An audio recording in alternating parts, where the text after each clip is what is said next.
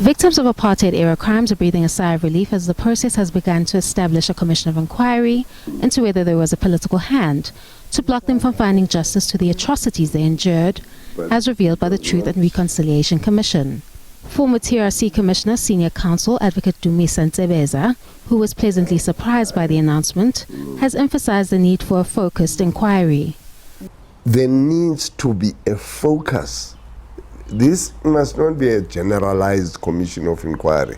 The commission of inquiry should seek to establish one thing and one thing only, and that is, if it is so that there was political interference with the work of the NPA. Now, that is the issue. This latest announcement from the President comes amid pressure from the families of victims of apartheid-era crimes who still long for answers.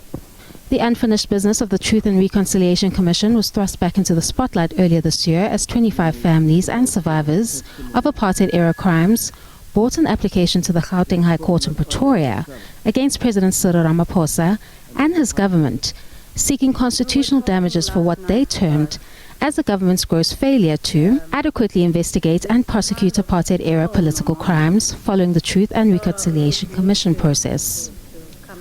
These include the families of anti-apartheid activists known as the Craddock Four, when Ntsebeza notes that all known perpetrators have since died. I am told, reliably told, that, for instance, in respect of the Craddock Four, Metukoniwe Sparumkonto, Chalata, and Mhlauli, that all known or named perpetrators in that matter have since died.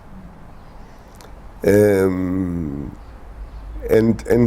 that's unfortunate, because there doesn't seem to be any response to the question, why were those prosecutions not followed through? This speaks to the travesty of justice in TRC-related cases as decades have passed, eliminating the option of reviving these cases. This miscarriage of justice burdens many families of anti-apartheid activists, including Ntsebeza, who reflects on the 1985 abduction and killing of his cousin Bathandwa Ndondo. This case has also not been prosecuted despite the known perpetrator being alive, prompting growing calls for accountability on what halted or delayed the prosecution on these kinds of matters when the opportunity existed 30 years ago to do so. How does one remember the nitty-gritty of things that happened 30 years ago? That is where justice has become the casualty of this. And that is why it is important for those who are in charge, to tell us, why was there political interference with those in the NPA who wanted to do their job when once they were presented with evidence from the Amnesty Committee, where 300 cases came from where 300 cases came, and those cases were either for prosecution or for investigation, or for both investigation and prosecution.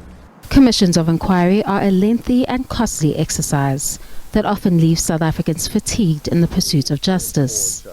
Time will tell whether this inquiry will bring the necessary closure for the loved ones of anti-apartheid activists. Kani Mapanga, SABC News, Johannesburg.